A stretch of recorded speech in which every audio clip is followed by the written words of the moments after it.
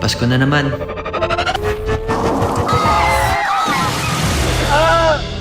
Ito yung time na may nagawa akong napakalaking kasalanan sa barkada. Pero, paano na ako hingi ng sorry?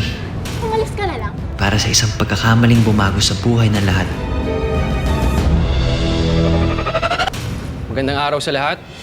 Tawagin niyo na lang akong Baristo. Ako muna ang papalit kay Lola Omor at magiging choir director niyo. Ito si Lance at si Nico. Simula ngayon, parte na sila ng koral.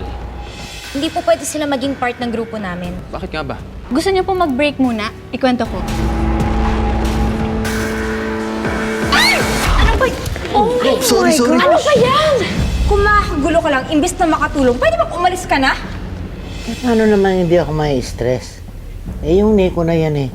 Maaligid na naman dito sa kapatid mo. Handa niya namang pagbayaran yung atraso niya sa atin.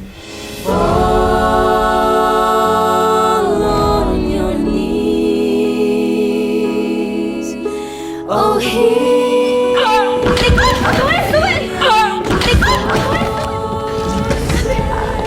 Duel, ka lang? Kailangan niyo munang isang tabi ang hindi niyo pagkakaunawaan. Kung buo na ang desisyon ni Mr. Baristo na isali ka sa grupo, ako na yung mag-quit. Noel!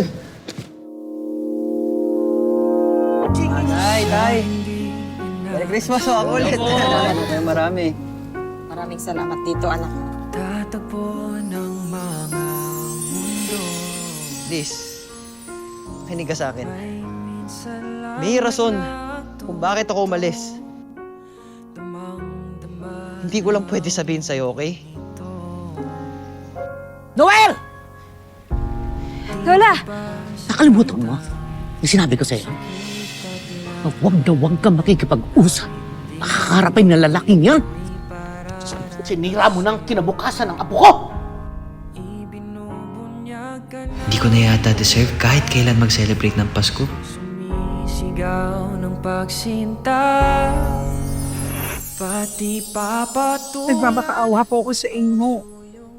Mabait naman pong bata si Nico eh. Paano po pwede huwag niyo na pong pasuway? Bumuo ka ng bagong buhay na malayo rito. Hindi lahat ng tao ay nabibigyan ng pangalawang pagkakataon. Ako'y sasayip sa'yo.